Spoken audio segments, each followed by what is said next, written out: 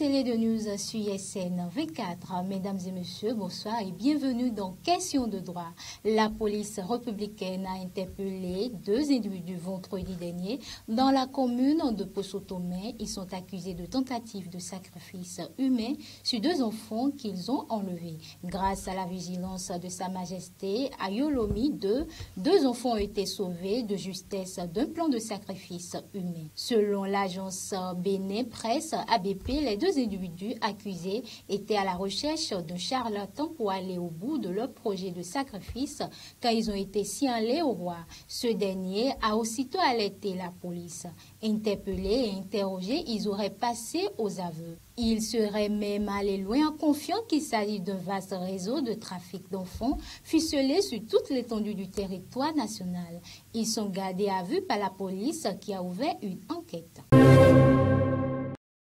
Et puis, déscolarisation des filles Toviklen sur une pente glissante.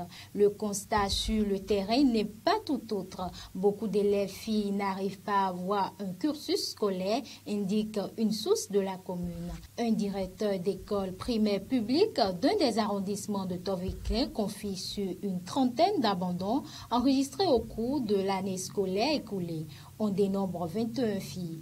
Il en a même dans les quelques autres écoles primaires sillonnées. Le constat est le même dans des collèges de la commune. Selon un surveillant de l'un des collèges, sur la quinzaine d'abandons enregistrés, on dénombre 9 filles. La même source indique que la mise en œuvre du projet Autonomisation des femmes et dividendes démographiques au Sahel, au Bénin, permet de se rendre compte de l'effectivité du phénomène à Toviklen. Ce projet, par exemple, a mis des fournitures scolaires à la disposition des filles du CME jusqu'en terminale. Pendant la distribution de ces fournitures, on s'est rendu compte que sur plus de 100 kits, c'est une infime quantité qui a été distribuée parce que les filles préalablement identifiées sont restées introuvables. Il reconnaît que certaines des filles ont changé d'école, mais le grand nombre a été déscolarisé.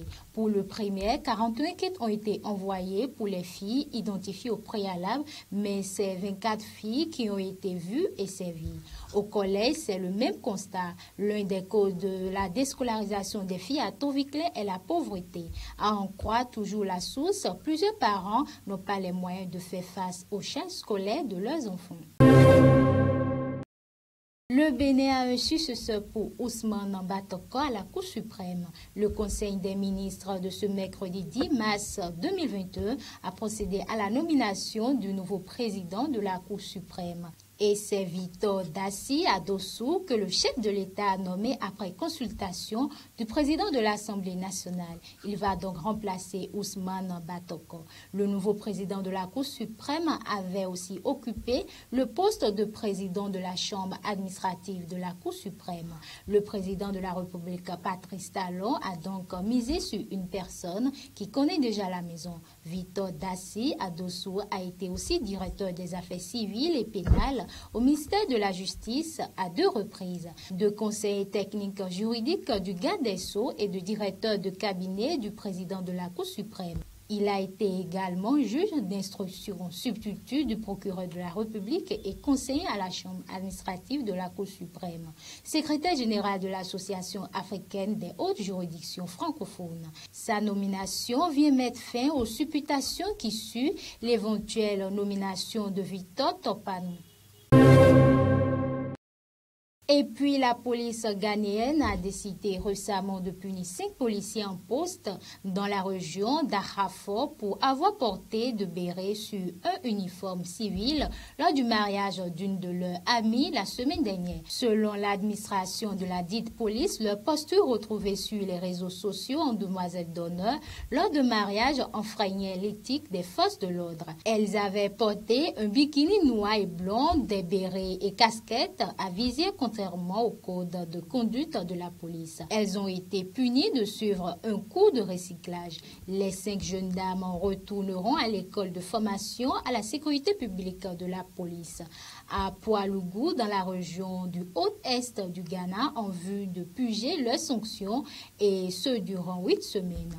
Au cours du programme de 8 semaines, les conseillers seront confrontés aux dispositions pertinentes du Code uniforme de la police, du Code d'éthique et de l'utilisation des médias sociaux et de ses ramifications. Elles devront également s'acquitter de leurs fonctions policières régulièrement. Le Kenya et la Somalie se retrouvent devant la Cour internationale de justice de La Haye ce lundi et pour une dizaine de jours. L'enjeu est la délimitation de leurs frontières maritimes alors que d'importantes ressources naturelles se trouvent en mer.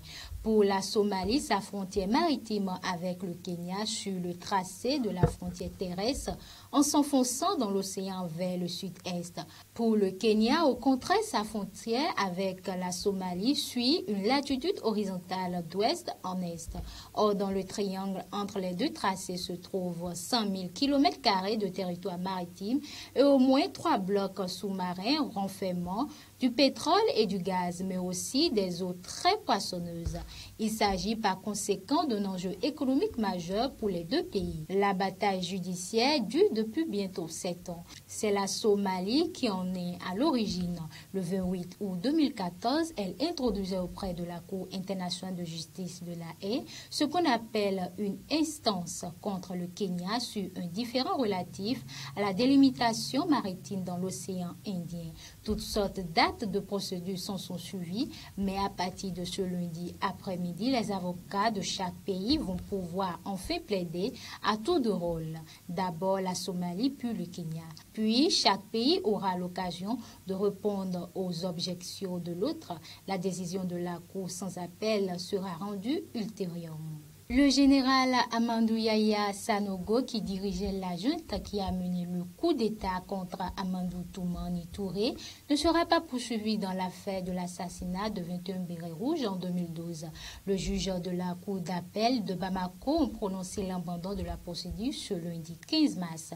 Amadou Yahya Sanogo et ses co-accusés ont été exonérés par la Cour d'appel de Bamako de toute poursuite judiciaire dans le cadre du procès de l'assassinat des 21 bérets rouges en 2012.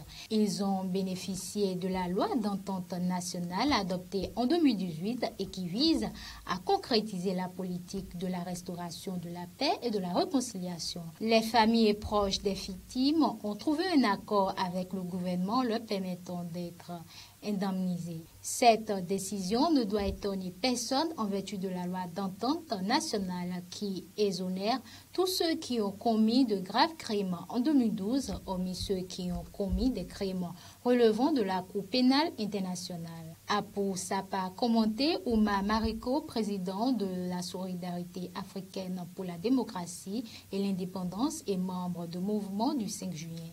Si le fait de ne pas poursuivre les auteurs permet l'apaisement au sein de l'armée et de la nation, la Cour d'appel ne pouvait que prendre cette décision, a-t-il ajouté. Des organisations non gouvernementales du monde entier ont aujourd'hui exprimé leur soutien fort à la déclaration conjointe par des États membres de l'ONU sur la situation des droits humains en Égypte. Présentée lors de la 46e session du Conseil des droits de l'homme des Nations Unies, dans la déclaration, les gouvernements ont exprimé une profonde préoccupation face aux violations des droits humains généralisées. La déclaration conjointe co-signée par 31 États et présentée par la Finlande lors de la 46e session du Conseil a mis en évidence les restrictions de la liberté d'expression et au droit de réunion pacifique, l'espace restreint pour la société civile et l'opposition politique.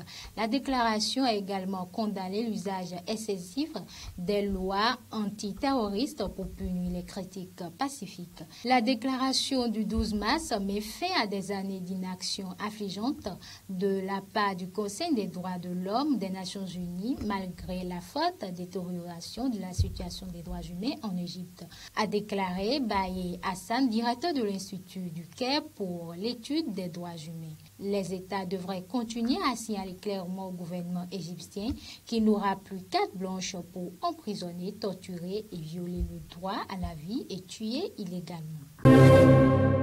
Et pour finir, le 5 mars 2021, le Conseil d'État français a jugé que la possibilité d'imposer la visioconférence dans les procédures pénales était contraire à la Convention européenne des droits de l'homme.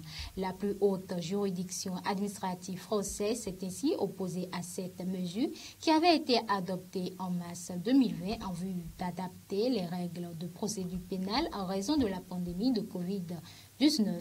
Ces dispositions permettaient aux juges d'imposer le recours à des moyens de télécommunication audiovisuelle ou même téléphonique. Devant la quasi-totalité des juridictions pénales sans soumettre l'exercice de cette faculté à des conditions légales ni l'encadrer par des critères précis. Pour le Conseil d'État de l'Hexagone, ces dispositions portent une atteinte au droit à un procès équitable garanti par l'article 6 de la Convention européenne des droits de l'homme. Eu égard à l'importance de la garantie qui s'attache à la présentation physique du justiciable devant la juridiction pénale. Le contexte de lutte contre l'épidémie de Covid-19 ne suffit pas à justifier une telle atteinte. Mesdames et messieurs, nous sommes donc à la fin de Questions de droit. Merci de l'avoir suivi et bonne suite de programme sur ISN 24 Télévision.